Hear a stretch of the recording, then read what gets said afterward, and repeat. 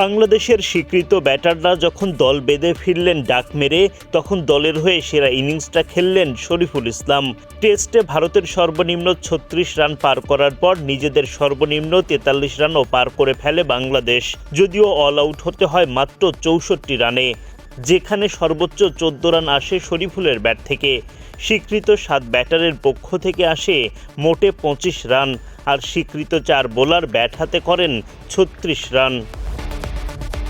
Mackay টেস্টে toss জিতে বাংলাদেশকে আগে ব্যাটিংয়ে পাঠায় অস্ট্রেলিয়া।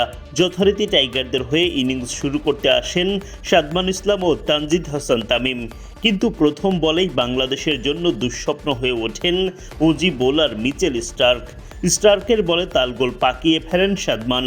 ওদিকে ক্যামেরন গ্রিনের দুর্দান্ত ক্যাচ, ফলে ইনিংসের প্রথম বলেই উইকেট হারান সাদমান। শূন্য হাতে মাঠ ছাড়েন তিনি। বাংলাদেশ দলও ০ রানে প্রথম উইকেট হারায়। নিজের দ্বিতীয় ওভারে বোলিং করতে এসে আরও আগ্রাসী স্টার্ক। এই ওভারের প্রথম বলে উইকেট হারিয়ে বসেন তানজিদ তামিম।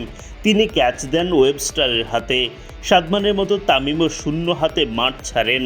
অস্ট্রেলিয়া শিবিরে শুরু হয় উল্লাস। সেই উল্লাস আরও বেড়ে যায় যখন পরের বলে টাইগার অধিনায়ক নাজমুল শান্ত উইকেট হারান। এলবিডব্লিউর ফাঁদে পড়ে রিভিউ নেন শান্ত, কিন্তু তার কপাল মন্দ। আম্পায়ার্স কলের ফাঁদে পড়ে মাঠ ছাড়েন তিনি। শান্তও এদিন রানের খাতা খুলতে পারেননি। সাদমান ইসলাম, তানজিদ তামিম, নাজমুল শান্ত তিনজনই ফেরেন ০ রান করে। দলীয় মাত্র ৯ রানে ৩ উইকেট হারায় বাংলাদেশ। বাংলাদেশকে সঠিক পথে ফেরাতে পারেননি মুমিনুল হকও। সেই স্টার্কের বলেই গ্রিনের চোখ ধাঁধানো ক্যাচ। সাজঘরে ফিরে যান মুমিনুল। ১৬ বল খেলে ৯ রান করেন তিনি। এরপর স্টার্কের ফাঁদে পড়েন Liton Das. Field umpire not আউটের সিদ্ধান্ত দিলেও রিভিউ নিয়ে উইকেট আদায় করে অস্ট্রেলিয়া। রানের খাতা খোলার আগেই আউট লিটন। ৫ পূরণ হয়ে যায় স্টার্কের, যেখানে ৫ জন ব্যাটারের মধ্যে ৪ জনকেই ০ হাতে মাঠ ছাড়া করেন তিনি। ৪২টি বল উইকেটে সংগ্রাম চালান মুশফিকুর রহিম। প্যাট কামিন্সের বলে আউট হওয়ার আগে করেন মাত্র ৫ রান। দলের স্কোর বোর্ডে পুঁজি তখন মোটে ২১। বাংলাদেশ হারিয়ে ফেলে তাদের সেরা ৬ জন ব্যাটারকে। টেলেন্ডাররা ব্যাটিংয়ে আসতে শুরু করেন। ম্যাকাই টেস্টের প্রথম দিনের প্রথম সেশনেই মুখ থুবড়ে পড়েছে টাইগাররা।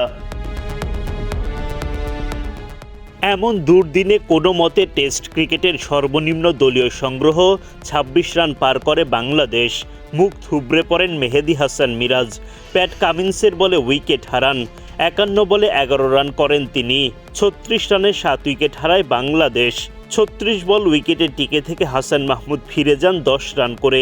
ভারতের সর্বনিম্ন ৩৬ রান পার করে ৩৮ রানে অষ্টম উইকেটের পতন ঘটে বাংলাদেশের। এমন বাজে ব্যাটিংয়ের ফলে এদিন আর ৩ অঙ্কের ঘরে স্পর্শ করা হয়নি বাংলাদেশের।